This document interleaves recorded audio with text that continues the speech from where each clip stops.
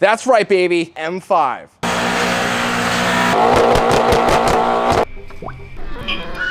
My friend.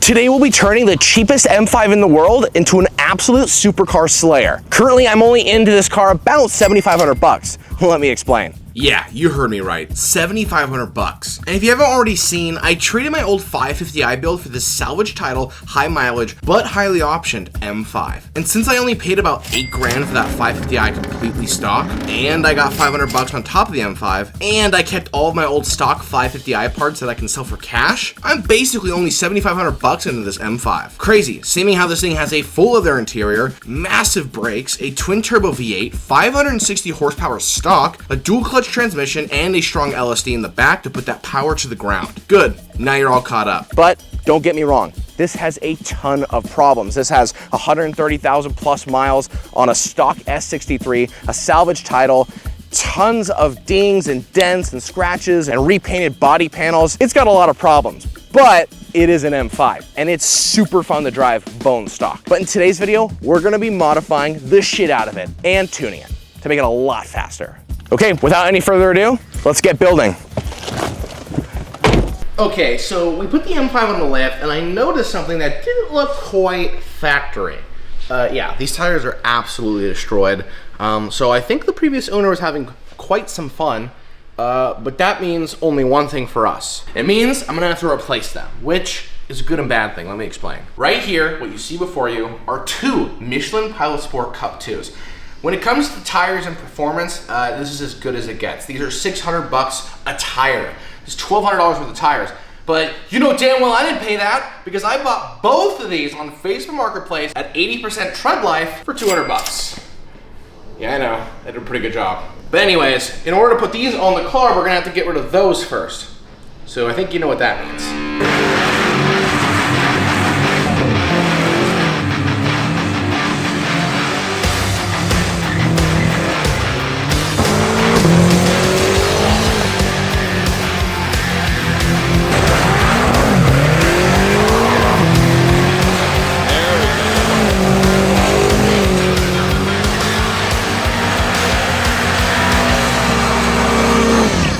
M5, it is currently up for sale. Great deal, single owner, never abused.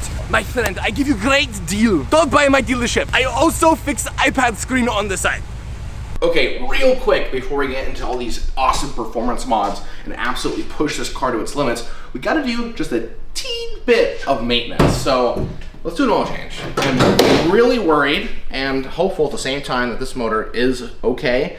No better way to see the condition of the motor than by checking its oil. Okay, caps off, let's drain it.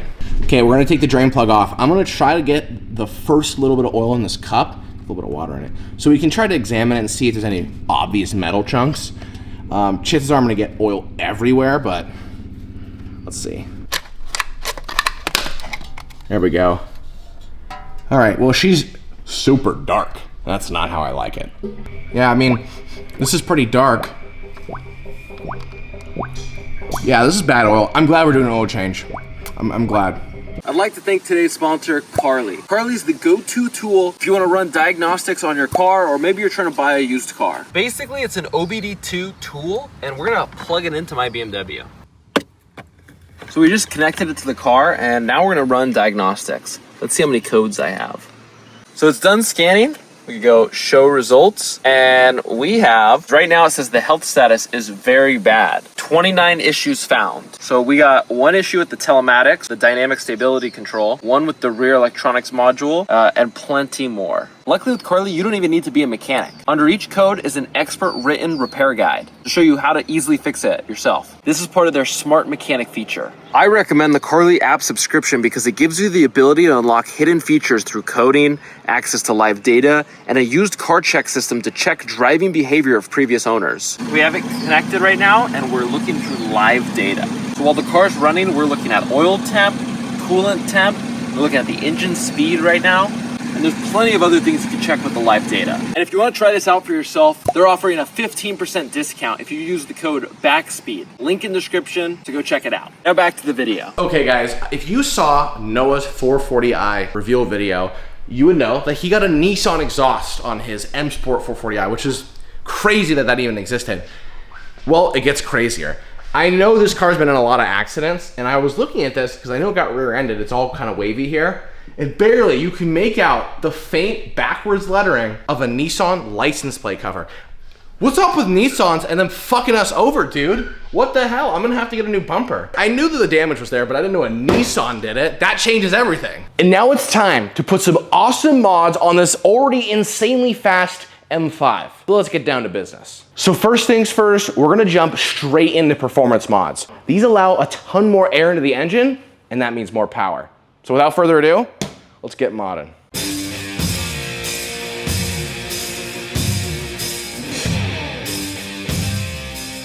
Just to be clear, ARM's intake kit they sent out is actually for an N63 TU3, but I knew this. They don't sell one for this car specifically yet, but we think we could make it work, and this is how. So here is the stock intake box, which I've already taken apart. And there's the old, gross, ew, dirty filter. Won't be needing that anymore. And basically, your mass airflow is right here. The problem is this is one piece. So when I remove this from the car, I remove my mass airflow. Now I could go get a mass airflow like extension or housing to put in line, but I think these are so cheap. I can buy the top of the intake for like 40 bucks online. I'm just gonna cut these up. Screw it. I know some of you purists are gonna be upset about that. I don't give a shit.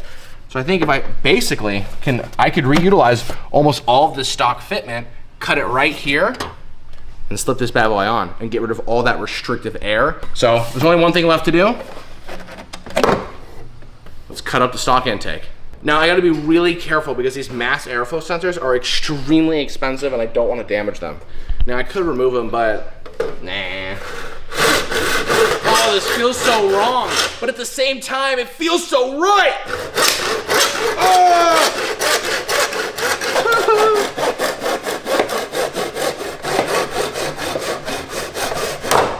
Oh man, there we go.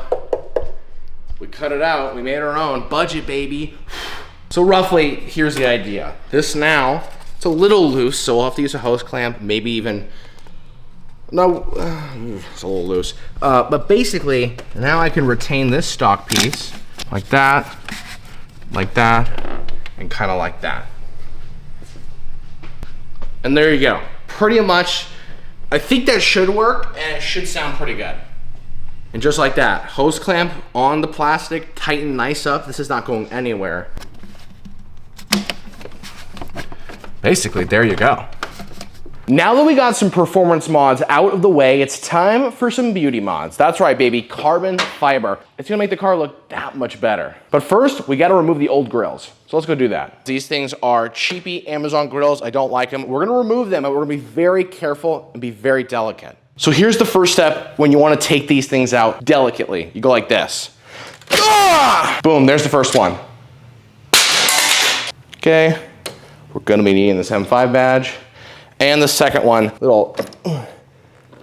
you really wanna put your body weight into it. There we go. Okay, now that that's done, let's get the carbon fiber.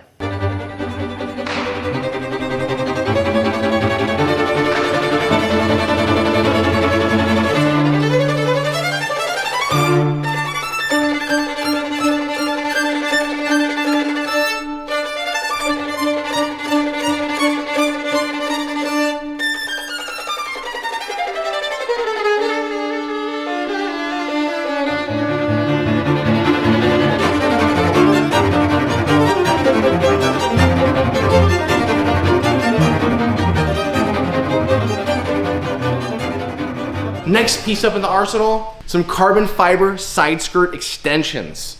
You know, just for a little pizzazz. Let's throw these bad boys on. And now, time for my least favorite part, drilling through this beautiful carbon fiber, but that's how it mounts. So the set screws, work our way down. All right, just throw a few of these bad boys in. Okay, the carbon's all done, but I think we're missing something. Oh yeah, that's right, more carbon fiber. Let's put this piece on. I don't know why the M5's come with this massive gap. It's like they're missing this or something. With some sticky tape. Yeah, come on, no. This isn't gonna work, man. This isn't gonna work. All right, note to self, can't use just 3M tape. Okay, well, we'll 3M tape and, all right, a few set screws. All right, last one. All right.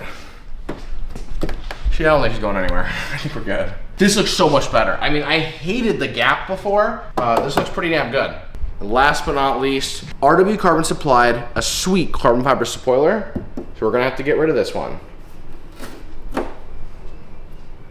This, I believe, is the original one, and it's paint matched, and I just broke it, so. You just gotta shimmy. Oh no. No! Damn it! Oh, they're so stuck on there, dude. No! Oh no, you guys are in the comments. Oh no, you're breaking the OEM one. Well, screw you, I got carbon fiber. However, this one will be up for sale if you would like it. Just like that, butter, baby. And as a quick little side note, if you ever need to get this sticky residue goo off, it's an absolute hassle. Well, G-Technic makes this really slick stuff, tar and glue remover. I shit you not, better than anything I've ever used to get this. This stuff's usually very difficult to get off.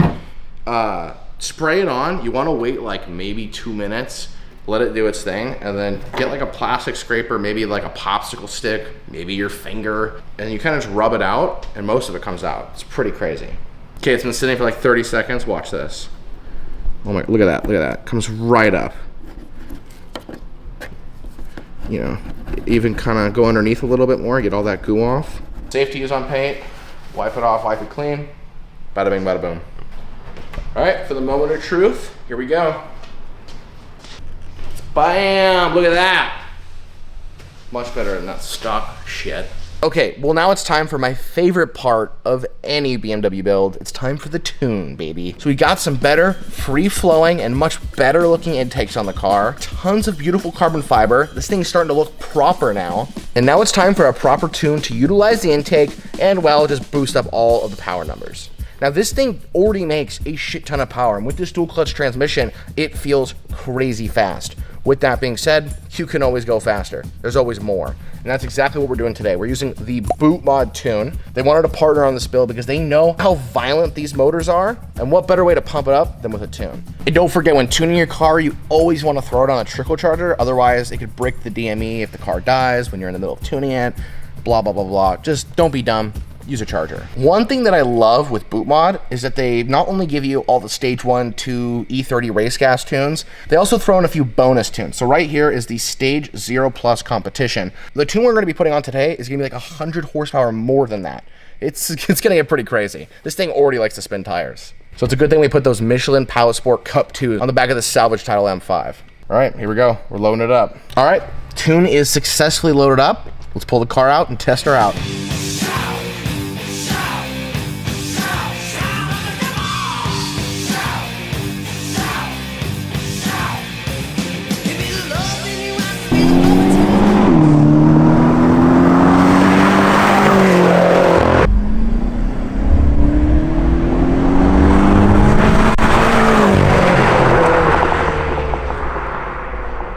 To properly test the car, we had to go out to a secure location for testing purposes. Now that it's got a filter, it's got a really good powerful tune, some carbon goodies, the build is coming together. Now, there are a lot of other mods that I want to eventually do, but this is a great first step. All right, and here we go. Oh man. Oh dude. Right off the bat, dude, the throttle response is so much snappier. Okay, here we go. Oh, the downshift, dude. Oh, man. Oof. Oh, you got those big ass brakes to stop this car. Yeah, dude, it's keeping it in second gear. That is fun. That doesn't get old. That doesn't get old, dude. Oh, fuck, we went sideways there for a second. I've had my fun. I'm kind of curious to hear what Noah has to say. You know, Noah's got his V10 M6, which, you know, that thing's a whole different beast, but Let's hear his opinion. First thing I'm noticing compared to like the M6 is obviously this is newer. You actually have a lot more power. You have a lot of torque. That V10 revs high, it's got good horsepower. It doesn't have that great of torque. This car has all the torque. I can hear the intakes more, which this car has insane induction noises. That's something that you need to experience firsthand. The induction noises are amazing. Yeah, it just grips the road. Those tires were a nice addition. The part that still is shocking to me is the fact that Lenny actually got this and is in it about $7,500. I know it's a salvage title and that scares a lot of people, but I'm still shocked because that 550 was cool, but this car's better in every single way. I mean, this was the trade of a lifetime. It seems unreal. And a lot of people, you know, say S63s blow up, and maybe this one will, but 132,000 miles. This is the original motor. We looked at the VIN and we called BMW and we verified. So this is the original numbers matching motor with 132,000 actual miles. And you know, we're tuning it, pushing it to the limit, and we'll see what happens. Does the engine go kaboom, or are we gonna be good? Holy shit, guys, this thing is a whole lot faster with nearly 650 horsepower now, made it to a dual clutch transmission. We got 295 Pilot Sport Cup 2s. This thing is crazy and pretty much is gonna beat most things on the road. Now, with all that said, we still got more to do on this car, so stay tuned. I just bought the cheapest M5 in the world and instantly modified it and blew it up. And in today's video, we're gonna see if in under 24 hours, we can take apart this engine and fix the damage that we caused. Can we do it? Let's find out. Yup, you heard me right. I'm financially into this M5 cheaper than a clap 328i. And after trading my old 550i build for it, we instantly modded it and shredded the tires. And then this popped up. Guys, my M5's engine kind of blew up. Let me explain. I'm currently getting some pretty bad variable valve time codes. And if you know anything about BMW engines, they're super complicated. And the problem with that is that I have a lot of mods that I want to put onto this M5 to make it really, really fast. And in today's video, we're going to be tackling and doing open heart surgery on my M5 engine to hopefully fix the problem so that way we could put, you know, downpipes, intercoolers, bigger intakes, you name it, we're doing it. So based off all my current research, the problem that we're having is related to the VANOS gear on one of my camshafts. This engine has 4 camshafts, 2 on each head. Part of the reason why this is such a big, complicated job is, can you guys even see the engine? Like, all I see is a bunch of crap, a bunch of tubes and pipes and boxes and lines and hoses, and I can't even see the engine. Part of working on these complicated BMW engines is you've got to remove so much crap to actually get to the engine. This is by far the biggest BMW job I have ever done. I'm not a mechanic. Neither Noah or I have any formal training on being a mechanic or BMWs in general. We're kind of morons when it comes to this stuff. To give you guys a better oversight on what exactly the problem is, I drew it out for you. Let me show you. So as you guys know, the M5 is a V8. This right here is the front of the V8 engine. It has 4 cams, 1, 2, 3, 4. It has 2 timing chains. It has 1 here and 1 here. And this is a close-up diagram of the top part of the head. And that's where our problem is. You see, the code that I'm getting is that at cold start, one of these solenoids is reading way too far retarded. We gotta fix that. We can't have the engine too far retarded. On the top of the head, there are 2 camshafts. And at the end of each camshaft, there is a gear. This is the VANOS cam gear. And this gear specifically advances and retards the cam to what the engine wants. While this is fairly complicated, it gives you the added benefit of having a very stable lower RPM range with good fuel economy and high performance up in the higher RPMs. It's pretty cool actually, not when it fails though. And what we have to do today is tear apart the engine and replace one of those cam gears. Because the engine at cold start is reading too far retarded, this thing is probably toast. And these blue things right here are what's called VANOS solenoids. These things. So these things get an electronic signal from the DME or the ECU that basically actuate how much pressure gets sent to these cam gears to then advance or retard accordingly. Now, I previously already went ahead and replaced both of these with brand new ones. This is actually the old one out of the motor already. Let's take a look at how that went. So after doing the multi-hour job to remove the old solenoids situated on the front of the head, I replaced them with these high-quality aftermarket ones. This was to potentially cross off the possibility of these failing, which in turn would result in a code where the cam gear would be out of whack. This was the cheapest first course of action, but yeah, this didn't fix it. Let's start her up and see what happens. All right, here goes nothing.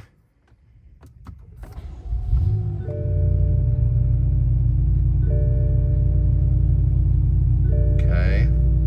Usually once if it drops, oh, and we're, fuck. Nope. Well, I guess we didn't fix it, guys. Drivetrain malfunction's back. I also tried something, let's say, a little bit more experimental. Okay, so unfortunately, as you guys saw, the solenoids didn't do the trick, which means that we're going down a pretty rough path. Likely, the problem is the VANOS gear and actuator, which is bolted onto the end of the cam and a part of the big timing chain circuit, which is no fun. As one of my last few Hail Marys, we're gonna try a good old school trick. Now, this is 100% real. I recommend do not try this at home. But I'm gonna say fuck it, because this is the most clapped out M5 and we gotta treat it that way. This is ATF, automatic transmission fluid. This goes inside of a transmission, not an engine by any means, but it does have some pretty good detergent qualities, and if that cam gear is getting stuck because it has 130,000 miles and there's like some sludge buildup, well, this might be able to break it loose. While I'm not super hopeful, we're gonna give it a shot. And I'm just using an empty liquid moly bottle because I need about a quart. But as you can see, this is red. This is the real stuff here. So we'll just fill this up, and I'll show you what we're gonna do with it. Oh, this just feels so wrong. There you go. Ooh, red ATF going into my BMW M5.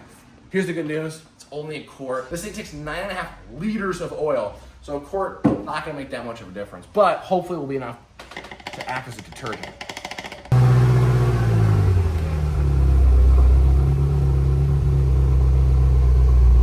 Okay, the car's been running for about 20 minutes. Let's take it a few laps up and down the street, and then we'll drain the oil hot, which is important. Let's do it. Okay, so I drained the oil hot. It was kind of messy. And now I'm gonna put in this. Okay, we got our ZW40, once again, BMW Long Life 01 rated, which is essential when you're working on your Beamer. So, here we go. Nothing better than getting experimental on your high mileage M5. Needless to say, this also did not fix my problem. Looks like the only way out of this is to dive straight into the heart of the engine. But first, let's see what a BMW dealer would charge for what I need fixed. After calling around for nearly an hour, no one could give me a straight answer. Even the BMW techs seemed like they did not want to do the job. Although about an hour later, I got this voicemail from one of the dealers. We spoke earlier on your F10 M5. I was able to find out that info for you. To do what you're requesting, it looks like it's got a book time of 21 hours. So that'd be $5,985 in labor. The part is a special order part, coming in at $915. Do with that info what you will. Let me know if you have any questions. Definitely can diagnose it further for you before you get into it. But give me a call back. Thank you so much. Yeah, no way am I going to spend $7,000 on this. Fine, I'll do it myself. Now that you're all caught up to speed, unfortunately, those VANOS solenoids didn't fix the problem, leading this to be the only other issue. This expensive piece of BMW engineering right here. Ironically, there's only one bolt that holds this thing onto the engine. It's just, you gotta take out like 300 other bolts to get to it. So today I'm gonna show you by far the biggest open heart surgery job we've ever done on a BMW, but hopefully it fixes the problem so that way we can stuff a ton of performance mods into this engine and make it faster than ever. Let's get to cranking. What makes this job so critical and tedious is that by removing one of the cam gears, we're gonna be taking slack out of the timing chain, which means if we don't put everything back exactly where BMW intended it to be, this engine will blow up 100% of the time as soon as we try to start it, because the engine won't be timed properly anymore. So we're putting everything on the line right now to make sure that this gets done properly. So now that you're all caught up to speed, I guess it's time to start tearing apart this M5. Let's get to it.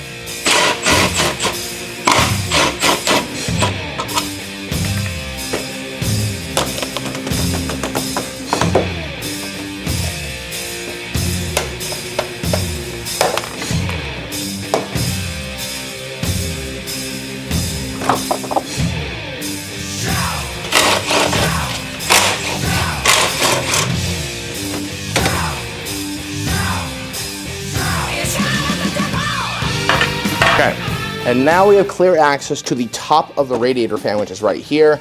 Now, on an M5, I'm not sure, I'll put a schematic on the screen for you guys. The amount of cooling systems that this car has is mind-boggling. it's not just like a typical radiator and an intercooler. It's like, there's like 4 or 5 different radiators. There's a million different lines that go. There's, like I said, the DME, the actual computer of the car, has a backing plate that's water cooled. And then obviously the intercoolers are air to water. Needless to say, complicated and expensive if you break anything. And before I forget, let's go disconnect the battery, because you really don't want to be messing with any of the electrical, especially removing the DME, which is what we're going to have to do later when the battery's connected. Let's go do that. So there's just one 10 mil underneath this plate right there.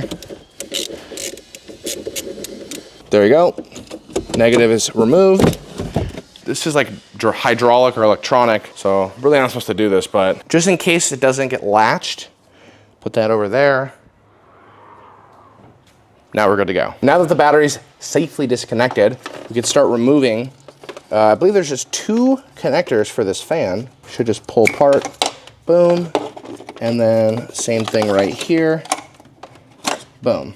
And now is the fun part, is I have to move all these cooler lines out of the way without breaking any of them. All right, guys, after a lot of back and forth, there you go. I don't even want to think how expensive this thing is. Look at all the little flapper doors in it. I mean, this thing is just so over-engineered, it's kind of funny. But we'll set this aside. But now, look at the ample amount of room we have to remove this big-ass intercooler. So we now need to pause and take a few minutes to go underneath the car to do one thing. We need to drain, like I said, one of the many radiators that this car has. One of them being right here, and this is basically a radiator for the intercooler system. And because I'm removing that intercooler, I need to remove all the fluid from that system. But they make it pretty easy. It's just one hose right here. I'm gonna try to collect it into a bottle so I can reuse it. But yeah, this cooling system is different than the one for the motor. It's like completely separate fluids that don't mix. It's crazy.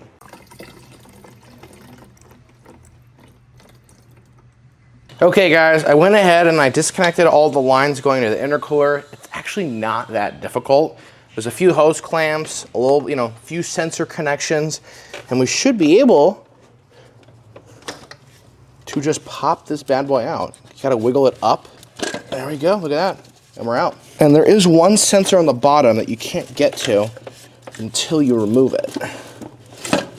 And there it is, right there. And look, by draining and going through that process, look how like nothing leaks out of here. It's pretty cool. There you go. That, my friends, is a BMW M5 intercooler with an integrated throttle body. Pretty crazy stuff. This one's also pretty cooked, but that's fine, because if we could fix this, I got some sick, upgraded performance intercoolers for this engine coming.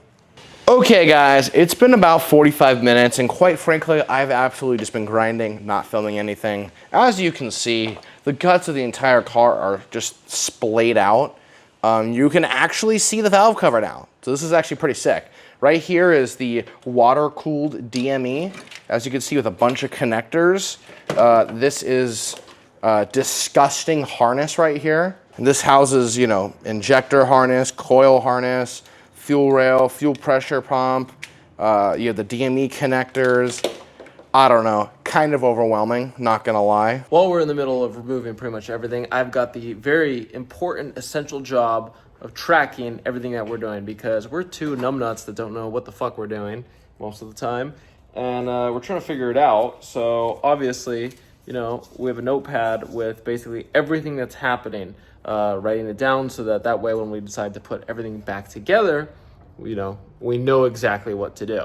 Right here is the high pressure fuel pump, and then we gotta remove the fuel rail. So this big metal line with all these fuel lines. Got the turbo right there. This is obviously, I believe, the wastegate, some other bracketry, but we can actually see the valve cover. So this is pretty huge. The gear that we're gonna be replacing will be right underneath this cover. It'll be right here in this part of the bank. And essentially, we're really close, guys. We've already done the bulk of the work. Okay, guys, I just took the last bolt for the fuel rail out, so it should just pop right out if I'm correct. Oh yeah. Wow, not much fuel leaked. There you go. That is the Medusa of fuel rails if I've ever seen one. I mean, look at that. I don't want to imagine how expensive this thing is to replace if you need to. All these lines are fixed to the fuel rail. They don't unbolt. It reminds me of when you were a kid and you had the little play with the little blocks and they had the little things that moved. Yeah. That's what it reminds me of. Each one of these little things are the injectors. There's 4 of them. This is the high pressure fuel pump. These are cam position sensors, but we can leave those in. I hear that this car has really, really bad injectors in the sense that they don't like to come out. Sometimes they get seized in there. So I bought a special slide hammer extractor tool if we need to. Hopefully we don't. All right, let's pull the injectors out. So after getting the injectors out, we went ahead and pulled the valve cover off. It's likely this valve cover has not been off the car since it left the factory in Germany. Hey, and with all things considered, the engine actually looked really good inside. Little to no varnish and no oil sludge. Hey, even though this car has been through the ringer, it's been very well maintained. Once removing the tensioner plate and taking the slack out of the timing chain, we marked the chain with a marker and then pulled the gear out. Without letting go, we immediately slipped the new one in, aligning it with where the old one was removed. And if we don't get this right, the engine will 100% explode when I go to start it up. Having an engine out of time is no joke. After torquing down the new gear with a new $10 bolt straight from BMW, we reinstalled the valve cover. I gotta give a huge shout out to our friend Sam. If it wasn't for him, I'm not sure if I could have done the gear part of this. He helped me get the valve cover off. We replaced the gear and we put the valve cover back on last night, so now it's just my job to reverse all of the steps that I did before. As you guys can see, we have a disgusting amount of parts. I mean, S63 vacuum pump, there's brackets, there's bolts. We tried to label them with bags. There's fuel rails, there's new spark plugs, there's charge pipes, inlets, there's radiator fan, there's tons of plastics, there's expansion tank. I mean, you name it, you go underneath, you got downpipe heat shield, we got ECU bracket, we got intakes. The list goes on. But at the end of the day, guys, it's just nuts and bolts, baby. It's just like Legos. Okay, guys, little update. The high pressure fuel pump is back on. Injectors are back in. I replaced the spark plugs because while the engine is completely torn apart, I thought there's not a better time to do this. Check these bad boys out. These things look sick and they're blue to match the theme of this car. Blue calipers, blue coils. So while I'm in here, thought, why not? So they literally just like slip right in. And right now, you're like, where's the connector? The connector's over here. We're not there yet, but they're easy to get to. I'm gonna plop them in right now. Plus, it's insurance that nothing drops into the hole. As a little update, we took apart the old VANOS gear. Now this thing is the intricate inner workings of what makes the cam retard and advance, you know, via oil pressure. That's how this thing works. So here it is. We decided to take it apart. I want to show you what we found. So first things first, just take a moment. How sick is this? I mean, this is a factory billet part right here. I mean, look at that. Look at all the machining. It's like CNC'd. Like, this is a pretty like race car shit in a production car, which is pretty cool. Nonetheless, a lot of praise for a broken part. So the way this works is, God, the clearances are so tight. Hold on. So basically, the way this works is it takes oil pressure, and the way that it advances and retards is it moves this thing. And that's essentially all this thing does. It's actually fairly simple. But when we were taking it apart, look what we found. This was stuck into one of the little grooves that oil passes through in this thing, which, I mean, that could make it have low oil pressure or not read properly. That could totally have caused the code we were getting. It also could have made it so that this thing can't fully retard or advance. There's a lot of issues chunks of plastic and intricate parts can make. While I'm not 100% sure, I'm hopeful that this all wasn't for nothing, and this, you know, actually could have been causing the problem, and we actually possibly fixed it. Unfortunately, these things just are too complicated to take apart and fix. You kind of just need to replace them, which is what we did. But nonetheless, kind of cool to learn. I mean, not many people other than dealerships have taken apart these. Let's get back to the car. All right, we're about to put the fuel rail back in. What's pretty crazy is this thing comes basically sealed from the factory now. I think on the N63 these were bolted on to the fuel rail and now they're all fixed. So there's really no way I could misalign it. It only goes in one way, which, you know, thanks BMW.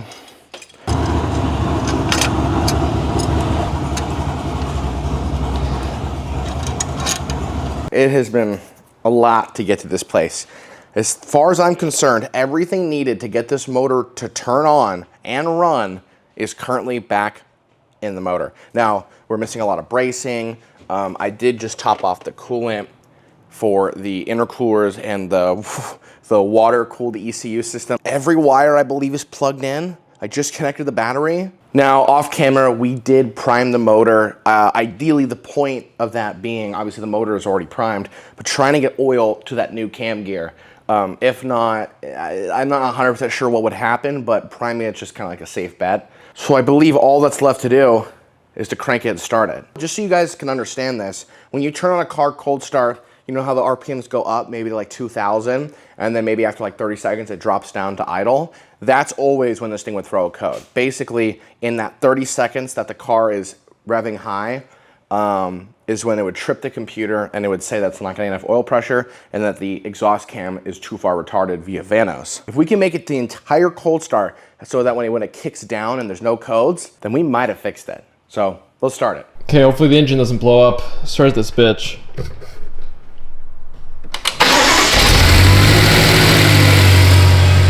through the cold start procedure right now. Hey, it didn't blow up. Didn't blow up, so the timing must be fine, but the real truth is if we get a drivetrain malfunction. This is super stressful. Oh, you hear it just kick down? Okay, I think we did it. There's no check engine light. There's no drivetrain malfunction. I think we did it. Dude, fuck yeah. Fuck yeah, dude. Holy shit. Amazing. There was a good chance that this thing was gonna just blow up. Dude, I thought it was gonna start spewing gas out, everywhere, or leak fluids. It actually sounds better. I know this sounds crazy. He cleaned off the injectors. The car got new spark plugs. It got upgraded Turner ECS coils. It actually feels smoother. Guys, this is a huge accomplishment. I mean, we took this thing apart and put it back together, and not only did it not blow up, but we might have fixed the problem here. This means we could potentially modify the crap out of it and make it super, super fast. The craziest thing is that we didn't really break anything in the process.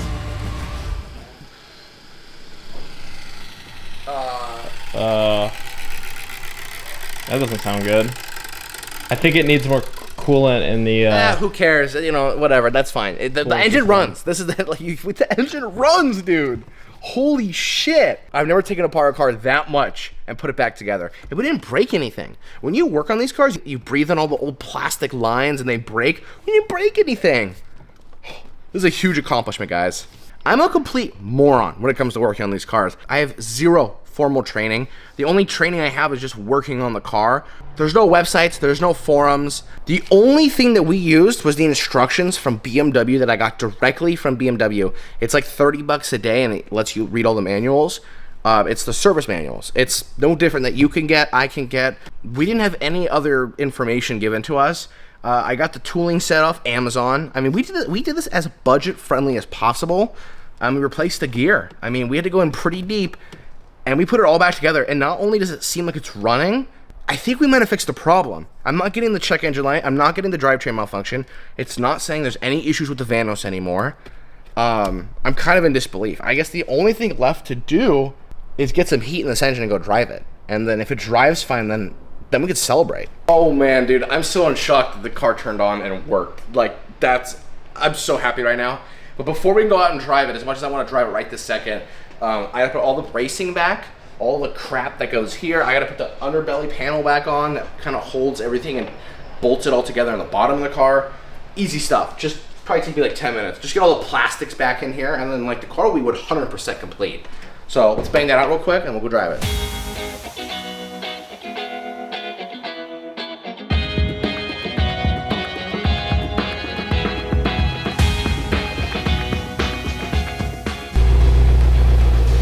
Okay guys, we're officially on the main road. After tearing apart into this engine for what felt like forever, we're on the road. All those moving parts are inside the motor right now. I don't hear any weird noises. It sounds fine. It's driving fine. It's not in limp mode anymore. I don't know, I'm kind of apprehensive, but I think we did it, guys. I think we friggin' did it. This car's been sitting, it's dusty, it looks terrible. This thing needs a proper car wash and detail, so let's do it.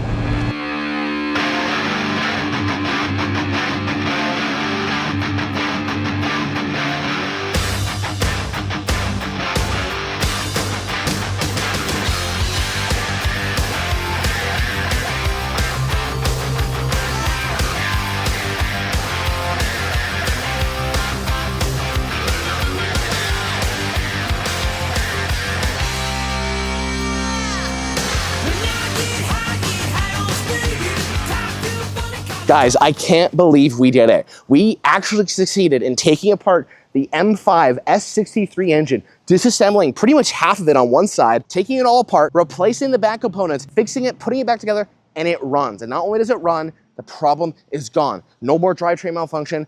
I can officially beat on the car once again. And you know what that means, guys. It means it's time for some more mods. Yeah, if you thought we were done with this build, you were wrong. We have a ton of mods coming from this car. Today we're gonna fully build the most clapped and passed around M5 in the world, all in one video. And if you guys haven't seen the previous videos, this is the highest mileage salvage title M5 probably in North America that I got for dirt cheap. And after we got it, I instantly modified it and started ripping fat burnouts. And as you guys know, the motor blew up. So what do? We tore apart the motor and we fixed it all, which means it's finally time for more performance mods, as I promised. We're gonna be basically putting every bolt-on money can buy into this clapped out BMW M5, and we're gonna see what happens. Will it blow up? Will it be an awesome ripper? Let's find out.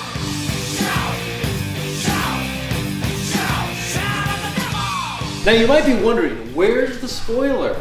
Well, unfortunately, Lenny didn't do a great job taping it down. It flew off on the freeway, hit a family of 4 going to Disneyland. F in the chat for them. But we got some more carbon fiber we're gonna put on right here. Definitely real carbon fiber, not the fake stuff, I think. So we gotta put this on, but we're gonna do it the right way. So we're gonna have my friend Muhammad Ali Muhammad come do it the right way. Muhammad! Oh, my friend, I am here to help. I usually specialize in Turks, but BMW is okay as well. We got the carbon fiber. Can't go wrong with the carbon fiber. So let's tape it up. What time is it? My fixed Rolex is broken. Only the best tape will do. It's got a double sticky side. There we go. Now we go like this. And that's how it's done. Farewell to you, sir. We have nothing but tons of performance mods to this car, and the first one we're gonna start with is an exhaust system. That's right, guys. This thing is gonna sound ridiculously awesome. And just to show you guys the difference, we're gonna put this on before we do any other exhaust mods, which would be the catless downpipes. Just the exhaust is gonna make a massive difference. The kit comes with everything you need. I mean, look at these tips, guys. Look at the old ones, old crappy black ones. Nice new chrome ones. You know what they say, chrome gets you down.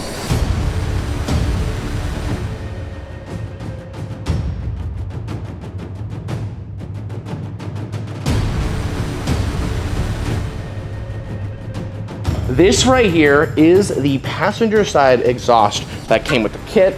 And basically it's pretty straightforward. It just goes in like this.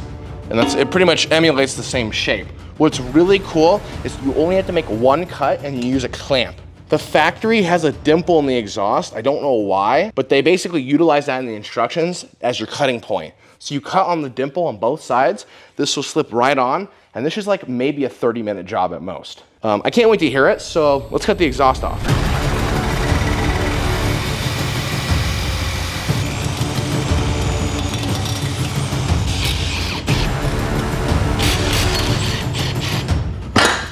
Boom! All right, looks like we got one off successfully.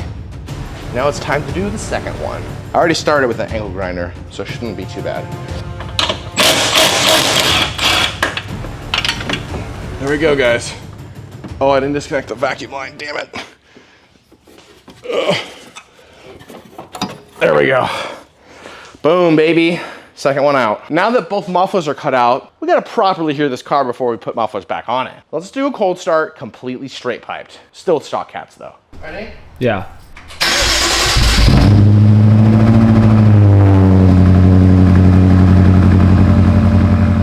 Give it a rev.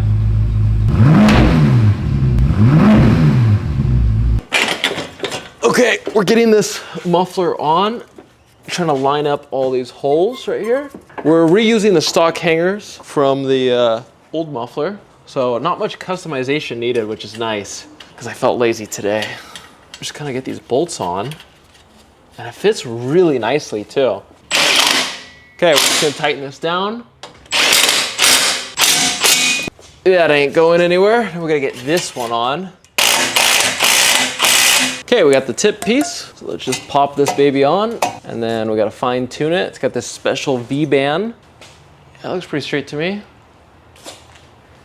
Let's go, let's tighten it. Next up, tips. And they slip right on. So let's fine tune it and then we get on to the next side. Okay guys, it's officially on. When I tell you this is probably the easiest exhaust I've ever installed, it was super easy. Guys, we have a ton of mods left to get done in this video, but I'm dying to hear how this car sounds exhaust only. So let's warm it up and take it out on a rip.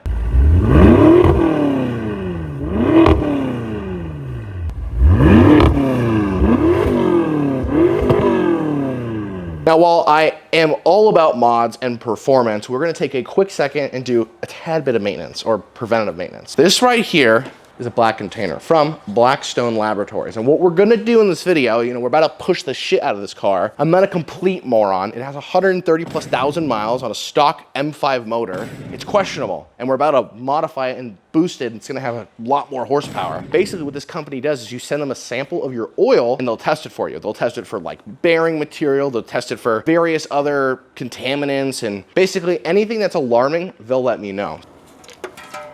Okay, there we go.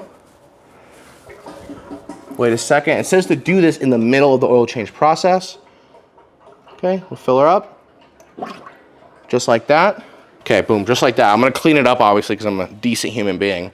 And we're gonna ship this off to them and hopefully get the results soon. But real quick, let's pull the filter out. I also wanna tear apart the filter and look at it. Okay guys, took the filter out and I cut it open. It's kind of like an accordion, it's a paper filter. And just looking at it in the sunlight, like I don't see any metal. There's a little bit of metal sparkles in the bottom of the oil filter canister, but I'm gonna go ahead and say that's probably pretty normal. Okay guys, it's been just about a week or so since we sent in that Blackstone oil sample and we got the report back today. Guys, I am super happy to tell you the M5 passed with flying colors. This thing doesn't have really any abnormal metals in it at all. I mean, rod bearings, any of the big things that we were worried about are super, super mellow and super mild and well within spec of what's normal. The only thing that was high at all was magnesium, and magnesium is really frequently found in oil additives. So not to worry, it kind of fluctuates on the type of oil you're using. Magnesium is not a wear item in this motor, nothing to worry about. Super pleased to tell you guys that this M5 is basically good to beat the shit out of.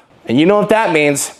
It means we can get to modding. Okay guys, now that the exhaust is finally done on the M5, it's time to get to the rest of the performance mods. As you can see, we got everything in and we're about to go crazy on this build.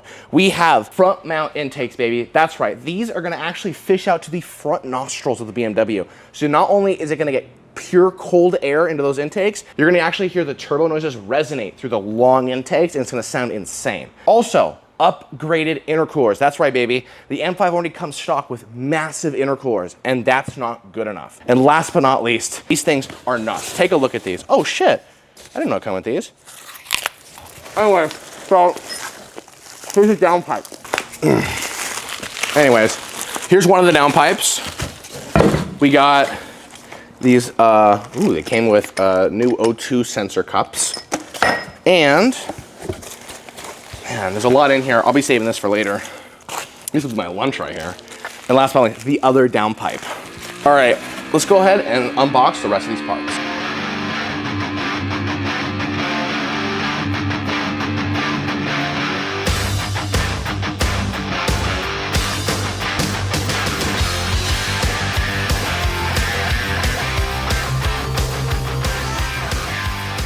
Guys, as you can see, we have an array of some of the finest M5 performance parts on the market. I am ecstatic to put this stuff into probably the most clapped M5 in existence right now. If you have forgotten, this car that we bought has a salvage title. It's been in probably a bunch of accidents. There's actually damage currently on the car right now, and we immediately bought it, we ripped it, we tuned it, we modified it, it broke. We did open heart surgery, fixed all the problems, and now we're good enough to put some more mods on it, baby. That's right, we're gonna be pushing it past its limits. I mean, literally, the freaking Mishimoto intercooler says push the limits right on it, so we mean business. I'm sure all these parts would go much better in an actual nice M5, but screw it. The first course of action to get all of these mods onto this car is to drain the coolant, because one of the first things you gotta do is pull the intercoolers off to get room to get everything else out. So, let's drain the coolant.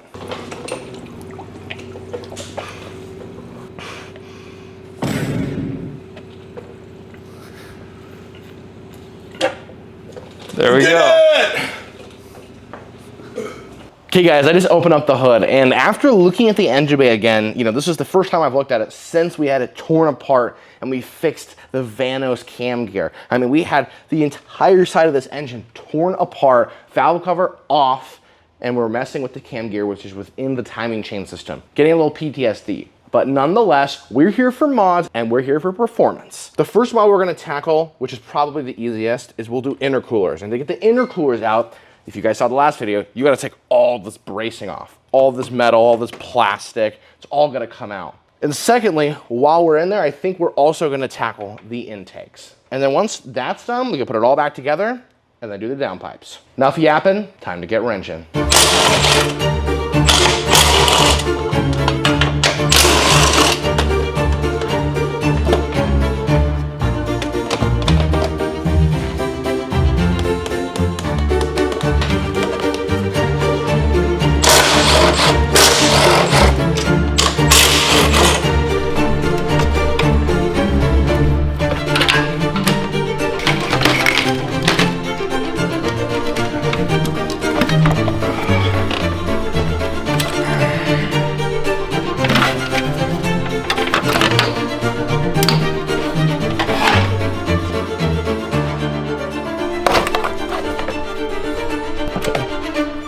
Boom, just like that with a little bit of cinematic magic. It's time to pull the intercoolers out.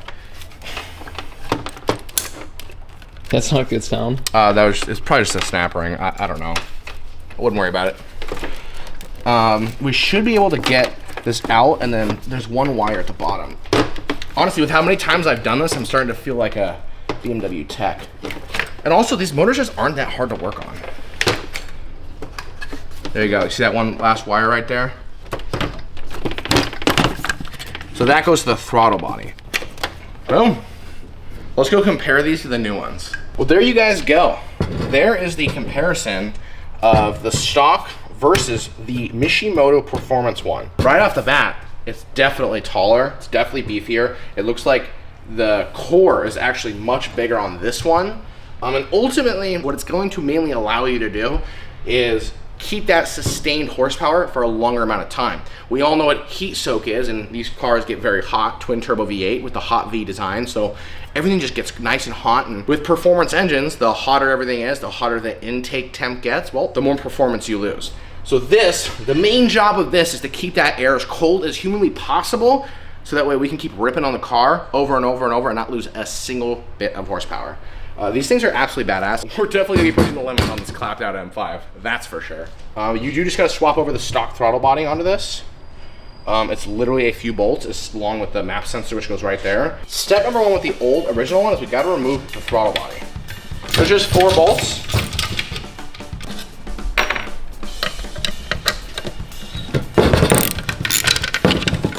Boom. There we go. And it's the stock throttle body. We're gonna reuse this gasket, I think it's fine. Nah, budget. Can't afford new ones. It's got like this pin right here, so you really can't mess this up.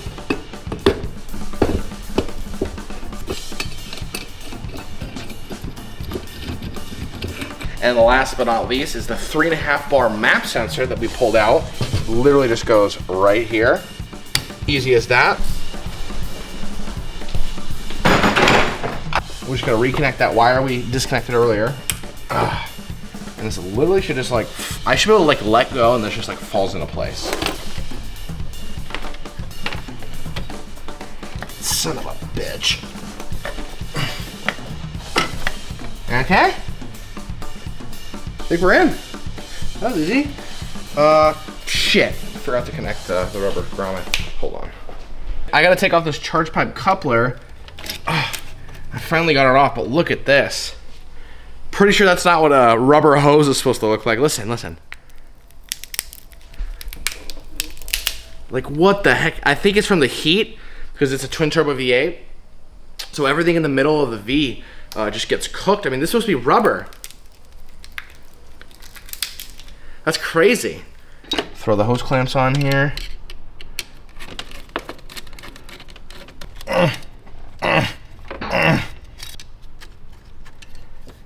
Okay, now that this is in, last but not least, it's easy as like that. And there's one more right here. And one more right here. Intercoolers installed, just like that. What do you think, Noah? I think it looks good. Guys, I almost forgot about the Mishimoto individualized serial numbered stickers. This is where the real power comes into play.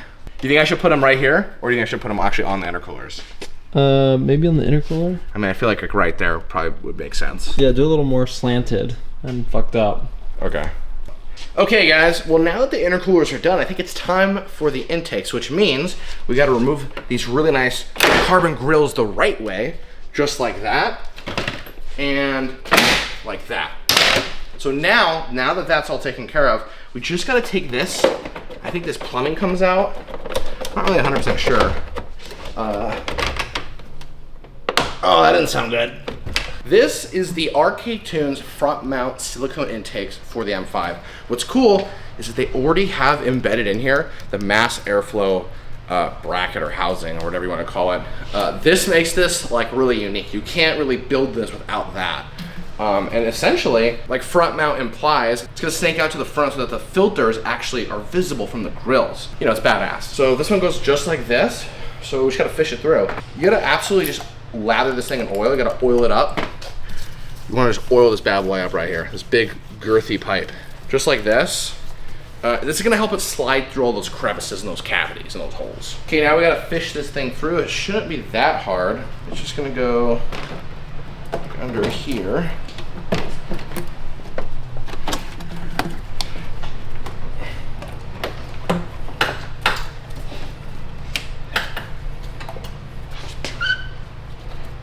Oh, we're almost through, guys. Boom, look at that. Oh my gosh, that was so easy. There you go. You just put a hose clamp, you're freaking good to go. Dude, I'm super happy with how easily these were installed. That's what I'm talking about, baby. We got the car, it's got potential, and it's all about the easy mods that take little to no effort that even like an idiot like me can put on in like a few seconds. So this is how it's supposed to be. And now we just put the cone filter right here. I mean, look how badass that's gonna look. Get the blue Beamer logo, get the blue filters. This is a proper race car. Okay, guys, like last time, we're gonna lube this up. Whenever we're doing rubber to rubber contact, it's always better. Literally that easy. Oh, my glove got caught. I mean, look at that. Okay, guys, filters in. It's gonna be a tight fit, but oh, boom, just like that. Snaps right into place. And there you go, guys. Look how badass that looks. Guys, that looks amazing. So quickly, I'm gonna throw on the other side, and then we gotta put the mass airflow sensors in. And then we can move on to downpipes. Okay, guys, I already went ahead and figured out how to remove the old cats, and I did that side, and we're gonna do this side. This is probably the hardest part of the entire job, and it's really not that bad. Believe it or not, this was much harder on the 550. Literally, once you unbolt the bracket, it literally just goes like this. Look at that. That right there is an M5 catalytic converter. This thing is monstrous. Probably worth some money right there. This is probably worth some serious money, actually. Should we sell it? Maybe. This will be a great way to recoup some of the cost, guys, on this build. So now that they're out, let's get ready for the new ones. There you go, guys. There is the difference right there between catted and catless. Not only do these look a hell of a lot nicer, they're gonna go in much easier because it's skinny. It's not all fat with the cat, if you know what I'm saying. There's already brackets welded onto here. This literally should be like a 5-minute job. Guys, after this, we can get down and dirty with some serious tunage. Let's get to it. This is a slip fit, so I literally should just be able to like throw this into the car and it'll like just figure itself out. So.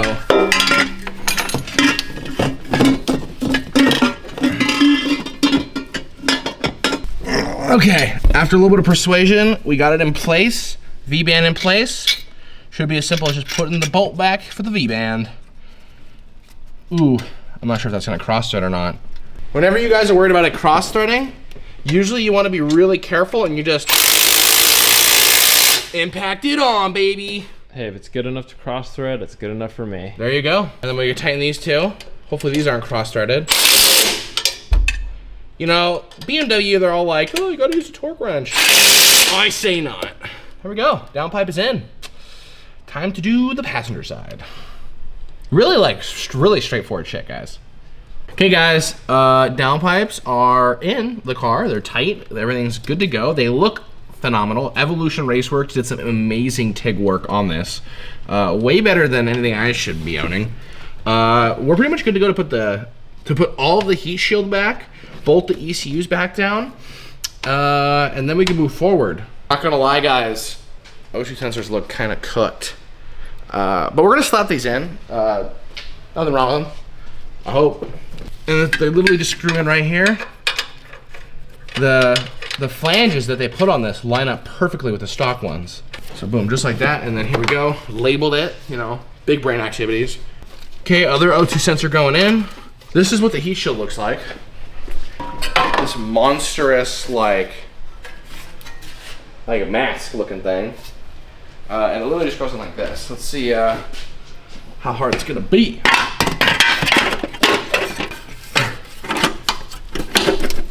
Wait. Oh shit.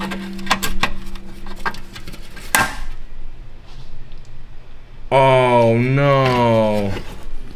I knew this was gonna be a costly endeavor. Oh man. We got one casualty down. Man. What's the guess for this part right here? Dude, it's gonna be like $400. It is an M5 part right here. No. We should just electrical tape it. Come on, dude. I was supposed to do this with no broken parts. 5 hours later. The only non-performance mod we're gonna be doing in today's video is updating the interior. You know, as this thing has a pretty big history, you know, salvage title, 130,000 plus miles, tons of baggage on its record. It's seen some better days for its interior. So I found some secondhand used M5 parts on eBay, super cheap, and look how nice this is. This came out of, I guess, another one they were parting out, and the leather's all fine. The leather inside there is torn, it's scuffed, it's terrible, it needs to go. When you're driving the M5 and you're sitting in the leather seats and you look down and it's all torn, nobody wants to see that. Not to mention the ashtray or whatever you want to call this thing is broken in there. This thing, brand new unit. That one will go right here. In addition, some of the buttons have worn off, so I went ahead and bought a new park button. The center button for the media control is also worn off. So these things will just look a lot better by replacing them. We got it out. It was actually super easy. It was one screw and I just pried it up with a little plastic pry tool. And as you can see, this thing is cooked. This thing, beyond broken, I mean, it's crazy how messed up it is. So now what we gotta do is, oh look, I made some money back on the car, guys. Now what we gotta do is take all these electronics off and bolt it on to here. So that way we can put this back in the car. Transfer these electronics over and we'll be done. Here is the old one and here is the new one with all of the buttons replaced, new ashtray that actually works, new parking brake button. The only thing are these two buttons that are a little faded, but you really can't buy them, so I said screw it. Overall, 95% better, and it took me literally 15 minutes. Okay guys, we sped things up for you. I put all the stock stuff back to normal. This motor is completely buttoned up. We got the RK Tunes front mount intakes. We have the Mishimoto big ass performance intercoolers, Evolution Raceworks catless downpipes, and an Axleback AWE Performance Touring M5 exhaust. Guys, this thing is the full package. When you talk about getting an M5 and you want to mod it for more power, this is what you're talking about. And we did it on the most clapped out, old reliable BMW on the market, guys. This thing is fucking clap. It's been passed around more than you could possibly imagine. With all that being said, there are simply two things left and before we could fire up this engine. It's gonna be crazy. The turbo whistles, the turbo noises, it's gonna be ridiculous. We need to add coolant to our intercooler. So we gotta add coolant because these are completely bone dry and empty right now, and if you don't add coolant, it could burn up the motor. So we gotta add coolant. And then we gotta tune the car with a spicy tune. So let's get crack-a-lackin'. Okay guys, we're gonna slowly trickle in our used coolant. That's right, I saved this coolant from last time because budget, of course. While the bubbles are coming out, I wanna show you guys, in order to get all of the air out of this system, you have to run the auxiliary water pump. And there's a really crazy, let me just show you. In order to get that auxiliary water pump to turn on, it's literally like a cheat code in a video game.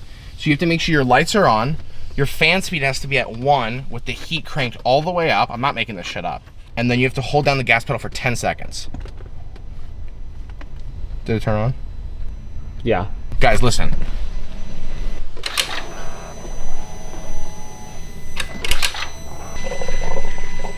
Yeah, you can hear this.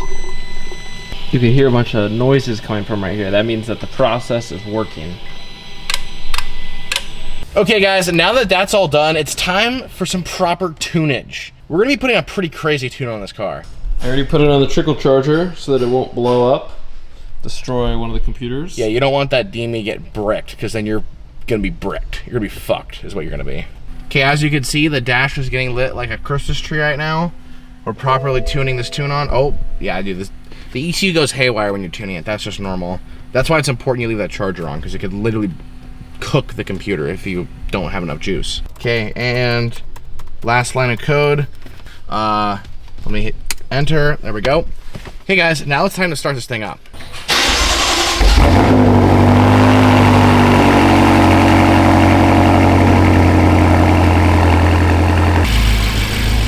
Okay, guys, dude, this thing absolutely sounds like a rocket ship. It's way louder. I mean, just off the bat, we gotta get this thing warm and we gotta take it out. Yeah, I agree.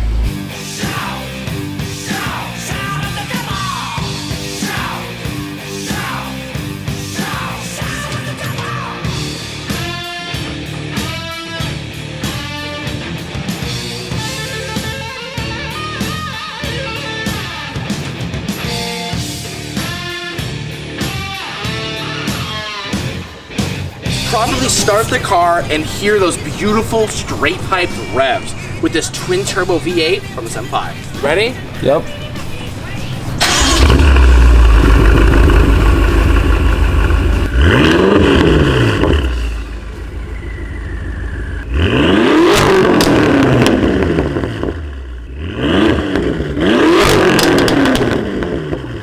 Dude, this thing sounds crazy. Holy shit.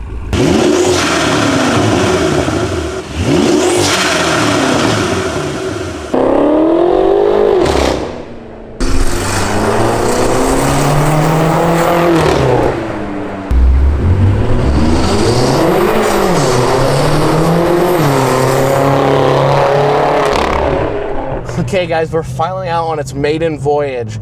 This is kind of surreal. I mean, the fact that this thing was motor torn apart, you know, in last video, and then we tore it apart again and put a bunch of mods on it, it's kind of surreal. It's driving, everything's working fine, it sounds amazing. I can't get over the fact how good the exhaust sounds, how good the intake sounds. This feels like a proper sports car. Homeboy over here in the Honda really like the car. Oh my gosh, guys. Holy shit. Oh man, this thing is insane. I should not be driving this. Holy shit, guys. Having the transmission fully maxed out right now on the hardest sport shift setting, this thing is ridiculous. This is like dangerous, dude. Dude, when you're sitting there and you put your foot down, the back squats and the tires start squealing. I see the little thing flash on the dash, how it's the tires are slipping, and it just pushes me, dude. That is a gnarly feeling. Oh my gosh, dude. Dude, the sound of the freaking turbos through the intakes is insane. That is gnarly. And then with the tune and the downpipes now, this thing pops. When you let off the gas, it freaking pops so loud. Hold on, we gotta rip it again. We gotta rip it again. Oh my gosh, dude.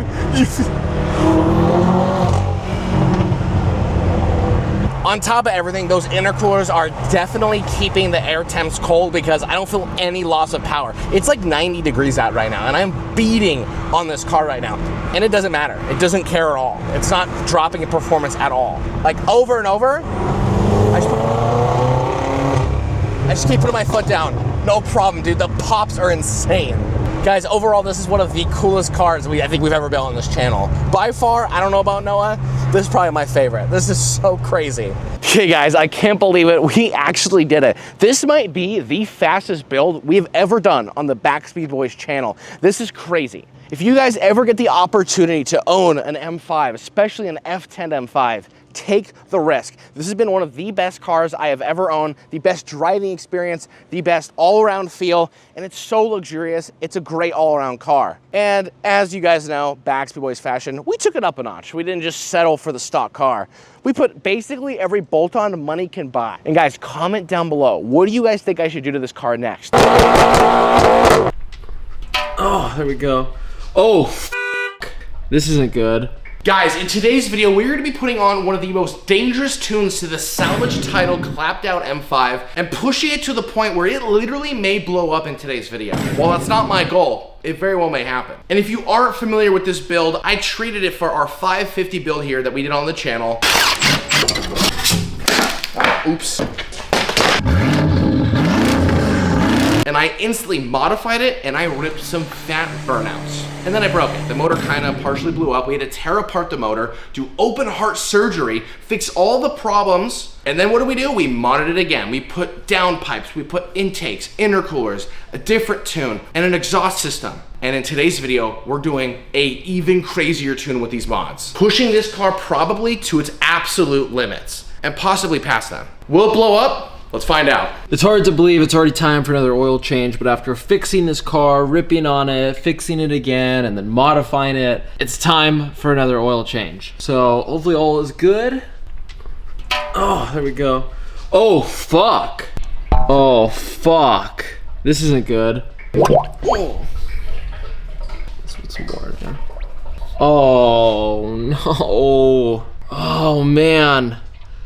I don't know what happened, but I guess we pushed it a little too hard. Fuck, dude, this isn't good.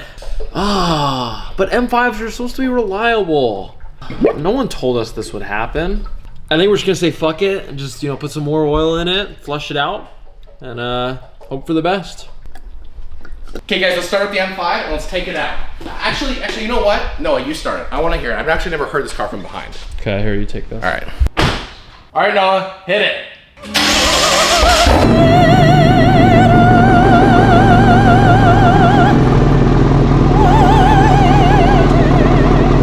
Oh man, dude. Well, that sounded great. Let's pull it out and clean it up before we tune it.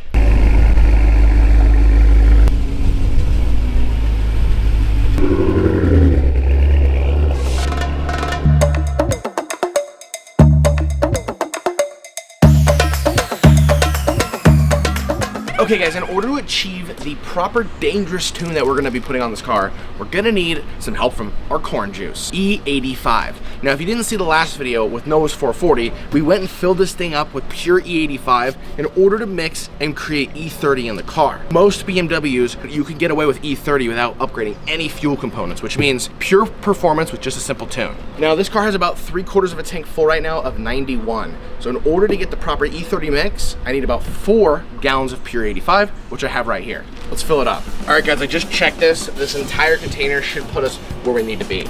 We're gonna let this fill up. Luckily I didn't spill any on the paint, which is pretty cool. All right, last little dribble. Oh, we're stuck. Okay, there we go. This thing is completely empty now.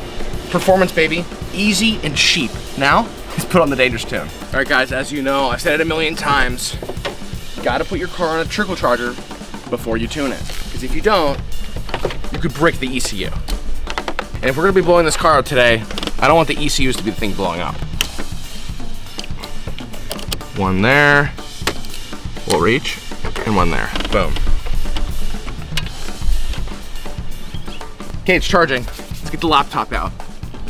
All right guys, now it's time to load up the tuning software. Oh, that's not the tuning software.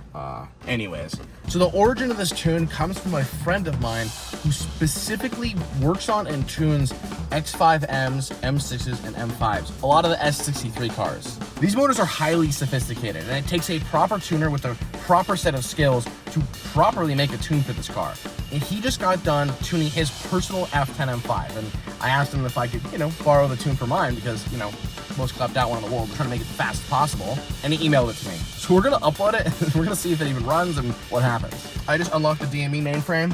All right, just a few more lines of code, and then we can upload the file. In all seriousness, guys, I uploaded the tune. It was a custom file, and I uploaded it through the existing tune software that I've been using. So I have a feature where I can upload a custom tune and not just an off-the-shelf tune, and that's what we did. So as it stands right now, I gotta turn the DME off, turn it back on, gotta wait 30 seconds, you know, the usual, but we're done. This car is tuned. We have E30 now in the car. I think it's time to do some proper rippage, something we haven't really done too much of on this channel yet. All right, guys, it's time to go beat on it. But before we do that, I want to make sure that we top off the coolant for these intercoolers, because BMW did not put a sensor. There's absolutely no way to measure it other than with your face, with your eyeballs.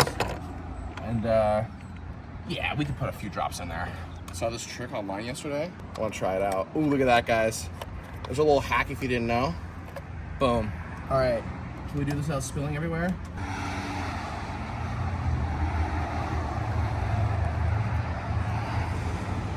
All right, there we go. Topped off. Let's go beat on it.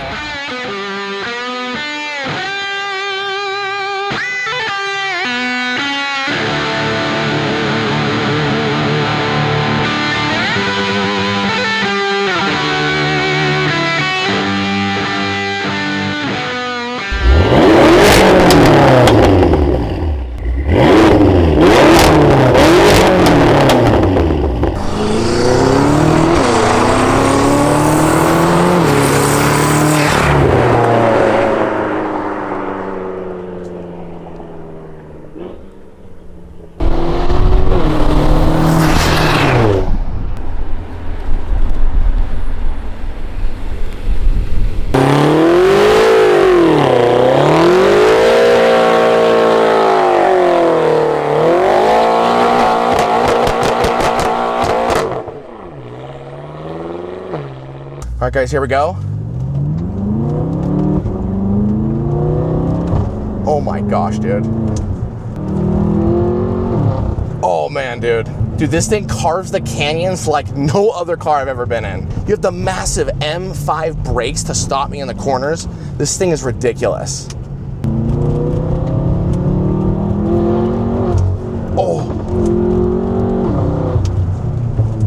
Guys, when I tell you out of all the builds we've done, this thing just keeps blowing me away. You know, we did the Jag. The Jag has a LS swap in it. I mean, a 6-liter, like nearly 500 horsepower LS in it. And it's a very different feeling. This captures the horsepower and puts it down to the ground so much better. I love my Jag, but I love my Jag for a lot of reasons. This thing is a amazing piece of technology. The transmission, the dual clutch, combined with the LSD, combined with the 295s on those rear tires, absolutely put that power to the ground in the most magnificent way. It's insane. When this thing hits 5, 6, 7,000 RPMs, this thing just gets ridiculous. Overall, other than the mods that we've done, I'm not sure there's a single thing I'd change on this car. It's literally perfect the way it is. I mean, sure, we could always go bigger turbos and we could always do this, but like, I don't think it's necessary. This is like, for a crazy build that we've done, I'm more than happy with this. And guys, obviously, I didn't forget about the star of the show. In this video, we did the E30 and we did the Dangerous tune. And, you know, while those things are tricky, you know, using my butt dyno, I think I do feel a difference from when it was just normally tuned after we did the mods.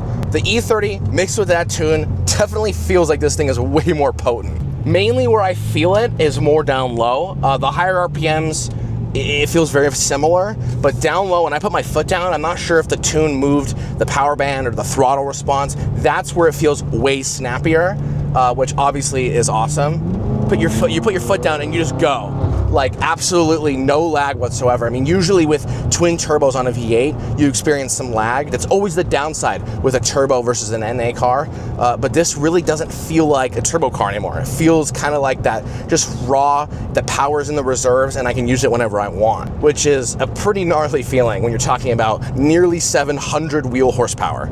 I know I've said it multiple times. I said it in the last video. If you guys ever get the opportunity to drive one of these or even own one of these, take the chance, take the risk. I know the maintenance can seem a little scary, but it's all pretty basic stuff. It's, you know, it's just nuts and bolts, guys. It's just Legos. It's not that complicated. So now what I want to do is I want Noah to feel it. Noah has driven a multitude of different cars. He has, you know, he's got the turbo B58 right now in the 440. He had a twin turbo V12 Mercedes that made damn near close to the same horsepower. So I want to get his opinion and get him in the driver's seat and see what he thinks. Okay, here we go. Driving the M5, and let's step on it. Whoa. Yeah, this thing likes to move. And one of my favorite parts about this car is that it's not your traditional sports car. It's not a Corvette, it's not a Ferrari, it's not, you know, some two-seater. It's a sedan. It's a black sedan. You know, this is the car that the villains drive in all the, you know, action movies. And it packs a punch. And you got these big plush leather seats. Everything just looks nice. And yeah, I mean, Lenny has the cheapest, most collapsed M5 on the market, which he blew up, fixed, and then, you know, modified again. It's a smoking deal. Yeah, to think that this is the type of car that, you know, you could pick up pretty cheap because of depreciation. This is a $150,000 car that you can pick up for $10,000 to $20,000, and it still has all that value. And sure, things may break, and, you know, it may be a little bit costly, but even if you were to pay those costs, it's still worth it. You're still getting so much value in this car. And one of my favorite parts about it, obviously, is that twin turbo V8. This is at that time where BMW had just finished their V10, their high revving V10, and they said, we need something better. How do we top a V10? We can't go down to a V8. And they said, okay, well, the only way we could do it is if we take a V8 and add 2 turbos. So we swapped 2 cylinders for 2 turbos, and it makes so much power. I have the V10 M6, and this thing makes a whole lot more power. You don't have that high revving V10 sound, which is kind of priceless, but having so much torque at your fingertips and being able to just launch like a rocket ship is pretty good. Also, instead of that stupid SMG transmission, you got a dual clutch. That's the thing everyone forgets about, is that the dual clutch is like an automatic transmission on steroids.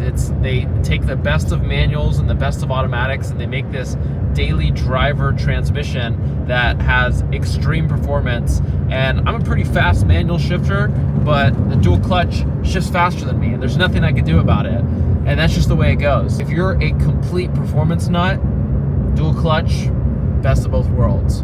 Now, you don't have that extra pedal for your third leg, but you know, it is what it is. But at the end of the day, guys, when it comes to price per horsepower, what's your best bang for your buck, this is up there. And I know every car we do is the best deal on the market, but this really is. It's an M5. You're not rolling around in some shit box. You're rolling around in like one of the best luxury cars money could buy, as well as having some of the greatest performance. So it's a fusion of everything you'd want in a car. Guys, we freaking did it. This thing not only did not blow up, it outperformed all my expectations. This thing can do sitting burnouts, donuts, flybys, it could carve the canyon. It is insane. It is truly one of the best BMWs I have ever had the privilege to drive and build. Guys, please go down in the comment sections, leave a comment on other Beamers or even cars in general that you'd like to see us build on this channel. And don't forget, check out our Patreon where you can help us pick and spend our money for our next build on this channel. Thanks for watching. Please like and subscribe, and I'll see you in the next one.